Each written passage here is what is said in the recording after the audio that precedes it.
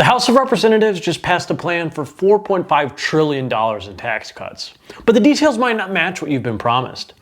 That's why we're unpacking today, because there's a lot of noise out there about the latest move, and I'm here to cut through it. Let's dive into what's really happening with these tax cuts, where they're headed, and what it can mean for you. Now, first off, let's talk about what went down this week. On Tuesday, February 25th, 2025, the House narrowly passed a budget resolution with a vote of 217 to 215.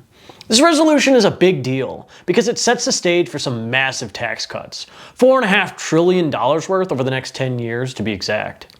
And now, this is part of President Trump's economic agenda, and it's got people talking. But before we get into the details, I want to clear something up that you might be seeing online. Some folks are saying this resolution already spells out exactly which taxes are getting cut, like no tax on tips or Social Security. Spoiler alert, it doesn't. We'll get into the why in just a minute. So, what is this budget resolution? Think of it like a blueprint. It's a skeleton. It's not the final tax bill with all the nitty-gritty details. It's more like a permission slip or a blank check that tells Congress how much money they can play with. In this case, it's giving the green light for $4.5 trillion in tax cuts, plus $300 billion for things like border security, energy, and defense, while calling for a $2 trillion spending cut to offset some of that cost. The key player here is the House Ways and Means Committee, which is in charge of tax policy. This resolution tells them, hey, you've got $4.5 trillion to work with. Go figure out how to use it. But right now, that's all it says. Just a dollar amount. No specifics. Now you might be wondering, wait, what about all those promises that Trump made during the campaign? Things like no tax on tips, no tax on overtime pay, no tax on Social Security benefits, and renewing his 2017 tax cuts. Are those in there? Here's the deal. Those details don't show up in the budget resolution because that's not its job.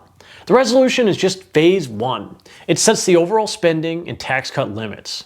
Next, it's got to pass the Senate, which has its own version of the plan.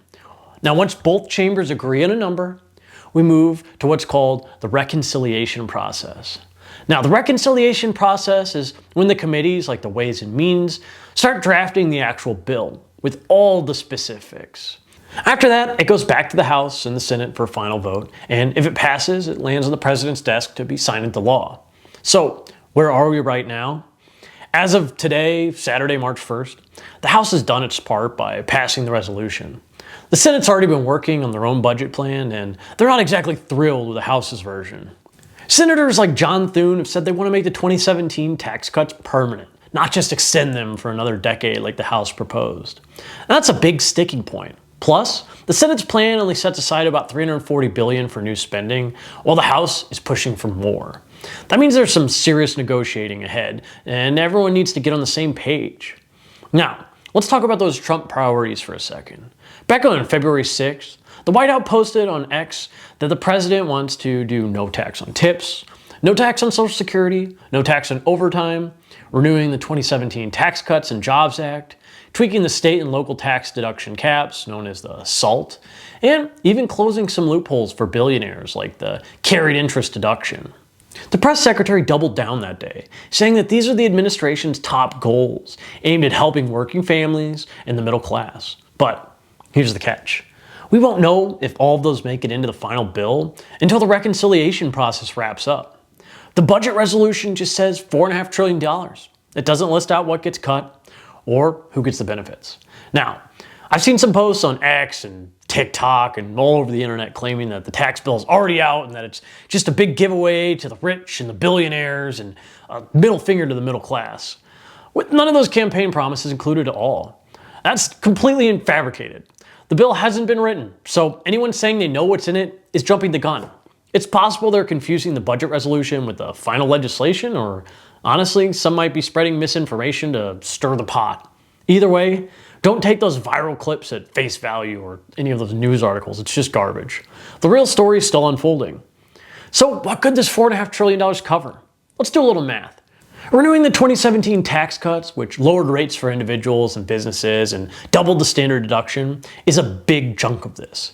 Estimates from groups like the Committee for Responsible Federal Budget say that this could cost between $3.9 and $4.8 trillion over 10 years, depending on how it's done.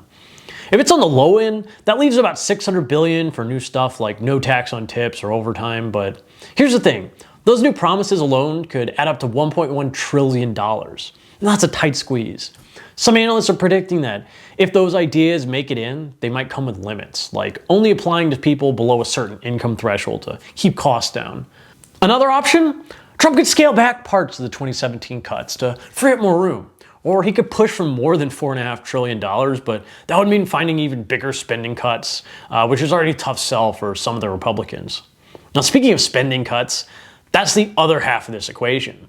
The resolution calls for $2 trillion in reductions over 10 years to help balance things out.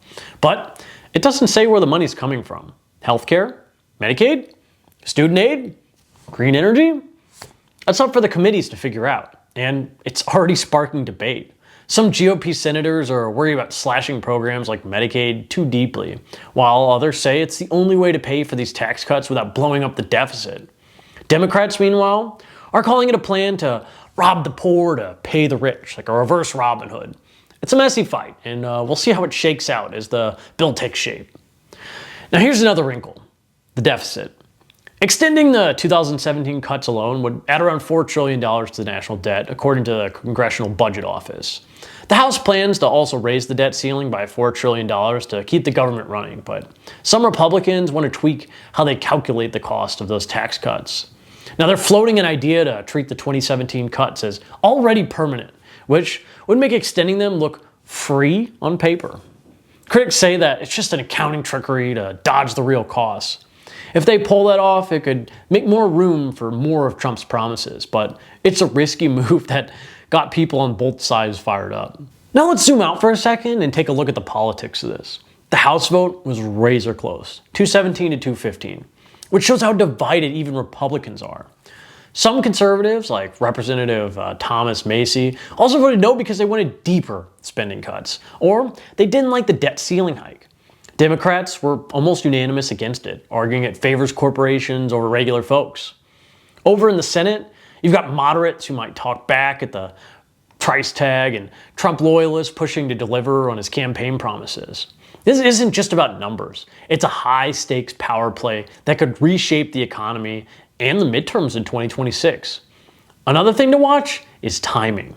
The 2017 tax cuts start expiring at the end of 2025, so there's pressure to lock in an extension before then. But with the Senate moving slower and negotiations looming, some are whispering that this could drag into late summer or even the fall. If it stalls too long, we might see a temporary patch to keep the 2017 cuts alive while they hammer out the big bill. That'd buy them some time, but it would also kick the can down the road on promises like no tax on tips, leaving voters wondering what's taking so long. So what's next? The Senate's got to vote on their budget plan, and then it's negotiating time with the House. Once they agree, the real work begins, writing a bill.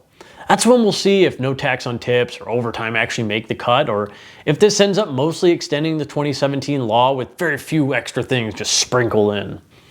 I'll keep you posted on this as it moves along because it's going to be a wild ride. Congress could be wrestling with this all year long. Some are saying that it's the biggest tax fight of 2025.